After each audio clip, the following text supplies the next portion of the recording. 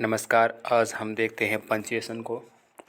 तो अब पंचुएशन के कुछ हम नियमों को यहाँ पे देखेंगे और कुछ शेष नियम हैं जिन्हें अगले वीडियोस में कवर करेंगे। तो यहाँ पे देखते हैं पंचुएशन होता क्या है।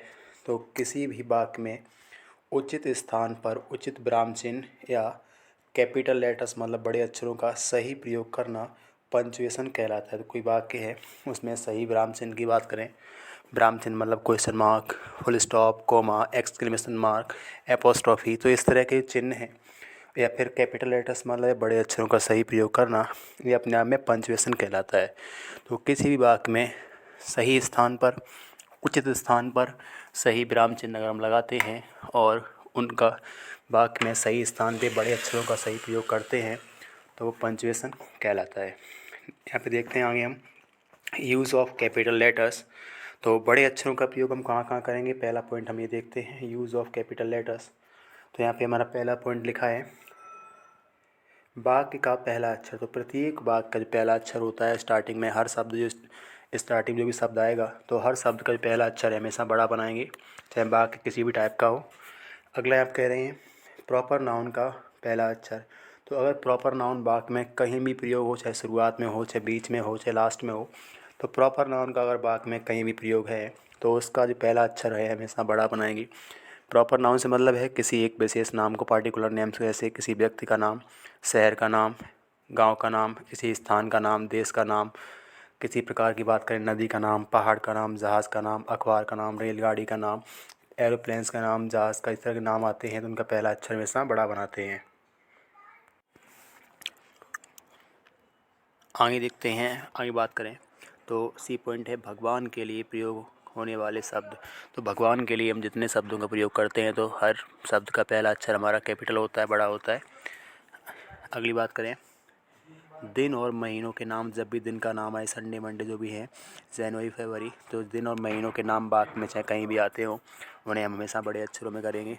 अगला पॉइंट है आई। आई भी इसमें है, तो जब भी कहीं वाक्य में आई आता है तो आई को हमेशा बड़े अक्षरों में ही लिखना होता है। अगला देखें हम रिपोर्टेड स्पीच के पहला अक्षर जो होता है वो भी हमेशा बड़ा अक्षर बनाते हैं।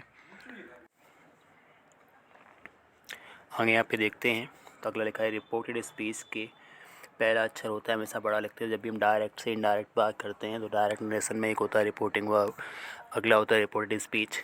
तो कोमा के अंदर वाक्य लिखा होता है, डबल कोमा के अंदर, तो इसका शुरुआती लेटर जो भी आता है तो हमेशा बड़ा आता है, चाहे उसमें इंटेरोगेटिव हो, ऑप्टेटिव हो, एक्सक्लेमेटरी हो, किसी भी टाइप का हो, पहला अक्षर हमेशा उसका बड़ा ही लिखते हैं।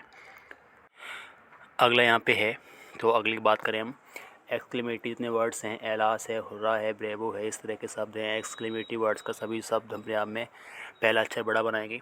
अगला पॉइंट लिखा है यहाँ पे जो पोएम है, कोई भी पोएम हो तो प्रत्येक पोएम की प्रत्येक लाइन का पहला अक्षर होता है हमेशा बड़ा ही बनाते हैं, कैपिटल करते हैं। अगला है कह रहे हैं यहाँ पे आई पॉइंट टाइटल नेम। तो किसी का भी टाइटल हो, टाइटल मतलब किसी का भी नाम लिखा हो, तो चाहे किसी पार्ट का नाम हो, चाहे किसी दल का नाम हो, पार्टी का नाम हो, तो टाइटल नेम हमेशा बड़ा होता है, पहला अक्षर उसका हमेशा बड़ा करेंगे।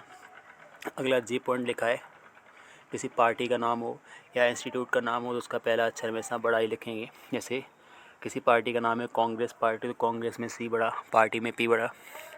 तो किसी पार्टी का या इंस्टीट्यूट का नाम है तो उसका हमेशा पहला अक्षर बड़ा ही बनाएंगे।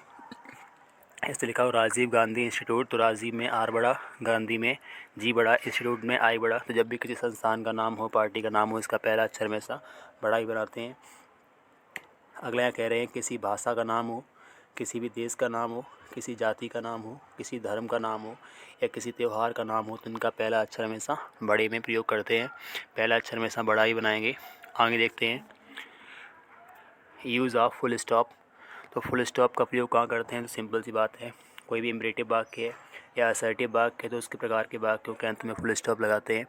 इम्परेटिव मतलब है ऐसा वाक्य जिसमें please, never, always, kindly, do not या क्रिया की फर्स्ट फॉर्म से प्रारंभ होता है, तो इम्परेटिव वाक्य के अंत में फुल स्टॉप हम लगाते हैं।